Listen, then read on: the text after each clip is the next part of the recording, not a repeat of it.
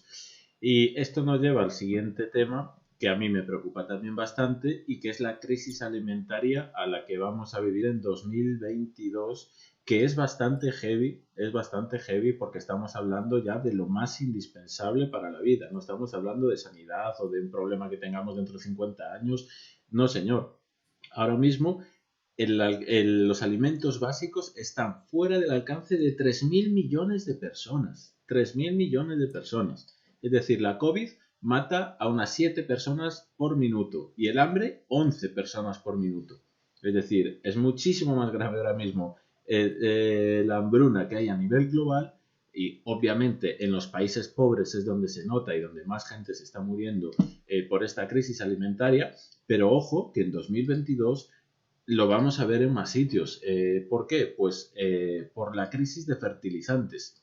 Es decir, a nivel mundial la gran mayoría de alimentos que se consumen son monocultivos, pues extensiones de trigo kilométricas, de soja, es un monocultivo que, digamos, hace que se pueda producir una enorme cantidad, pero a costa de la biodiversidad y a costa de depender total y absolutamente de la utilización de fertilizantes. Es decir, en estos campos enormes de maíz, aquí no crece nada, absolutamente. Tienes que echar una base enorme de fertilizantes nitrogenados y demás para que después pueda crecer.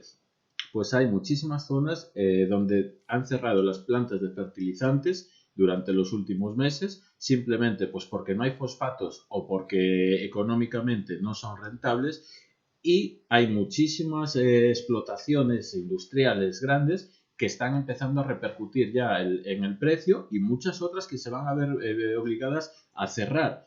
Por un lado, por esta falta de fertilizantes, para hacer, por ejemplo, los fertilizantes que utilizamos en Europa, son indispensables los fosfatos. Los fosfatos se están agotando también en todo el mundo. Una de las principales reservas es en el Sáhara Occidental. Y precisamente el conflicto en el Sáhara Occidental continúa sin cerrarse, pues uno de los mayores factores son los fosfatos, que Europa los está extrayendo con sus santos cojones y Marruecos los sigue vendiendo. Y eso que es totalmente ilegal, pero ahí vamos, los cogemos y nos lo llevamos en nuestros barcos, le pagamos a Marruecos su parte y hasta luego, ahí nos vamos. Pues esta crisis alimentaria se une a la crisis medioambiental y al cambio climático. Es decir, tenemos escasez de fertilizantes, tenemos cada vez menos zonas cultivables y tenemos posibles inundaciones, es decir, con el clima cada vez más extremo, cada vez son más difíciles que los cultivos sean correctos. Por ejemplo, ¿dónde tenía yo esto? Por aquí. Bueno, en Francia se perdió debido al frío extremo en abril del año pasado el 80% de todo lo producido en el centro de Francia, el 80%. Entonces, si se nos junta un mal año climáticamente con la ausencia de fosfatos y de fertilizantes nitrogenados, va a haber una escasez importante de alimentos. Y yo creo que esto podría llegar a ser una fuente de conflictos bastante grave. Quizá no todavía en 2022, pero creo que lo iremos viendo poco a poco, porque la población mundial aumenta y aumenta, y la forma de alimentarlos se va a reducir. Entonces, bueno, además de que también choca con el cambio climático, porque es lo que estamos viendo en las macrogranjas. Las macrogranjas son la forma más fácil de ofrecerle carne a una gran cantidad de población. ¿A costa de qué? A costa de cargarte el clima, y es una rueda, porque al final estás haciendo que dentro de 5 o 10 años el clima sea todavía peor, el agua donde están esas macrogranjas no se pueda utilizar.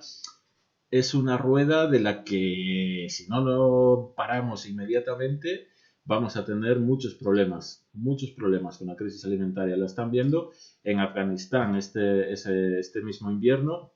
Está viendo bueno, en Afganistán obviamente es por otros factores, no solo los que estamos hablando, pero la escasez, la desnutrición y la pobreza en Afganistán está siendo brutal, como muchos otros sitios del mundo.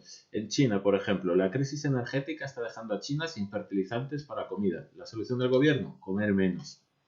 ¿Qué te parece? Es una buena solución. A mí me parece una solución muy buena, comer menos. Pero bueno, hay quien si come menos se muere y esto no es ninguna broma. Aquí tenemos, por ejemplo, la demanda de alimentos en el mundo aumentará un 60% hasta el 2050. Es decir, necesitaremos 60% más de alimentos.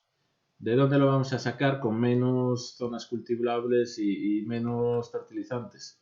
Difícil saberlo. Si no hacemos un cambio radical de la forma de producir y nos metemos a hacer huertos en ciudades, en pueblos, a volver a lo local y a producir en más alimentos, vamos a tener problemas con este tema también.